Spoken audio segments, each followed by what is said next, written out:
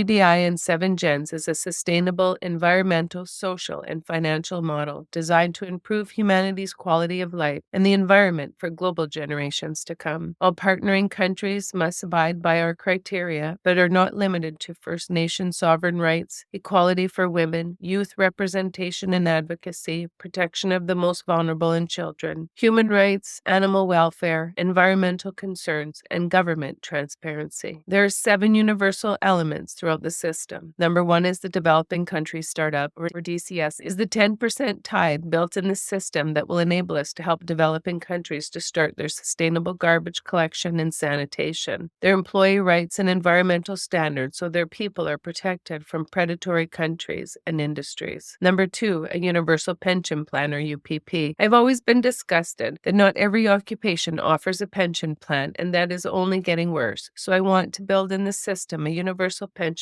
plan for all people, regardless of employment, for them to have the ability to start at the age of 18 when people can start investing, to have a pension to put money in as soon as possible to reduce senior poverty and increasing people's financial freedom in our golden years. Number 3, 7Gens Global Lending Fund is a non-predatory, non-discriminatory lending system for all people, regardless of socioeconomic status, to help people to live a more financially free life, especially those living in poverty. Number 4, Oversight Committee. I have several oversight committees in place so that we make sure that the best interest of all is always our focus. The Oversight Committee will have representation of several demographics that I felt were most important to start with, and is also open to others once it is decided to add on and expand. To start, there will be government, 7Gens, Samantha McCarthy, our representative, First Nation representation, youth, financial representation, and industry will be overseen by research and development so that our goals are met quickly and easily. Why is industry overseen by research and development? It is so that they can no longer not be held accountable for the damage they are committing to our earth, but also that they have access to the latest technology to ensure that they stop the deliberate poisoning of us and our world. This form of structure of letting industry buy themselves out of responsibility is no longer going to be tolerated. Our earth is in an emergency situation, and this committee is to ensure that governments and partnerships are all working within our mission and guide. Is this wrong with today? Is that there is zero accountability for industry to anyone unless you have money. But that can no longer be the driving factor of our system. It is people, the earth, our water and land and wildlife above profits and shareholders. Only once we get rid of the old system will we be able to bring out the best of us in our world, and having different demographics available who are accountable to their people is the only way. It is our world as well, and everyone should have representation in demographics that I felt was the most important to start with, and it is open to others once we decide to add and expand it. This committee is to ensure that governments and partnerships are working within our missions and guidelines.